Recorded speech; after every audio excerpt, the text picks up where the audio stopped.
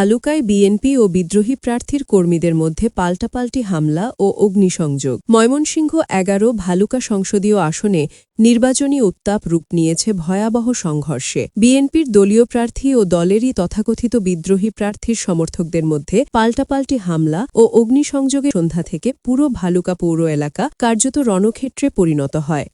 দফায় দফায় হামলা, ভাঙচুর আর আগুনে আতঙ্ক ছড়িয়ে পড়ে সাধারণ মানুষের মধ্যে। দোকানপাট বন্ধ হয়ে যায়, মানুষ ঘরবন্দি হয়ে পড়ে। স্থানীয় সূত্র জানায়, বিএনপির বহিষ্কৃত যুগ্ম আয়ুক্ত ও স্বতন্ত্র প্রার্থী মোহাম্মদ মোর্শেদ আলম সন্ধ্যার আগ মুহূর্তে বাটাজোড় এলাকায় গণসংযোগে গেলে ধানের শীষের সমর্থকদের সঙ্গে সংঘর্ষের সূত্রপাত হয়। পরিস্থিতি উত্তপ্ত হয়ে উঠলে স্থানীয়রা তাকে দ্রুত গাড়িতে তুলে এলাকা ছাড়তে সহায়তা করেন। তবে সেখানেই থামেনি উত্তেজনা। এই ঘটনার জেরে সন্ধ্যার পর ভালুকা পৌর সদর বাসস্ট্যান্ড এলাকায় উপজেলা বিএনপির দলীয় কার্যালয়ে ভাঙচুর চালানো হয়। এতে অন্তত ৫ থেকে ৭ জন আহত হন। ভাঙচুর করা হয় একাধিক মোটরসাইকেল। মুহূর্তেই ছড়িয়ে পড়ে প্রতিশোধের আগুন। বিএনপির দলীয় লোকজন জড়ো হয়ে পৌর ছাত্রদলের সদস্য সচিব আদি খান শাকিলের ব্যক্তিগত কার্যালয়ে ভাঙচুর ও অগ্নিসংযোগ করেন। একই সঙ্গে স্বতন্ত্র প্রার্থী মোর্শেদ আলমের কার্যালয়, যুবদলের কার্যালয়েও হামলা চালিয়ে আগুন দেওয়া হয়। সড়কের ওপর জ্বালানো হয় আগুন।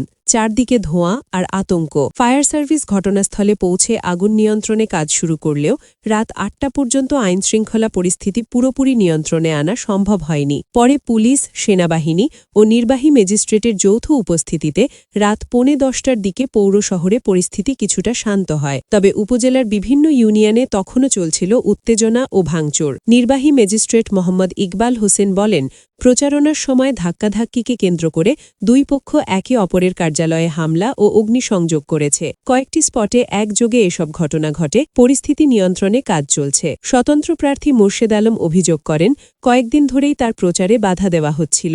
রবিবার সন্ধ্যায় হামলার শিকার হয়ে তিনি অল্পের জন্য প্রাণে রক্ষা পান। অন্যদিকে বিএনপির দলীয় প্রার্থীর পক্ষ থেকেও পাল্টা অভিযোগ তোলা হয়েছে।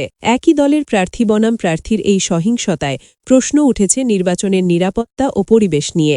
ভালুকায় আতঙ্কিত মানুষ এখন একটাই প্রশ্ন করছে, ভোটের মাঠ কি আরও রক্তাক্ত হতে যাচ্ছে?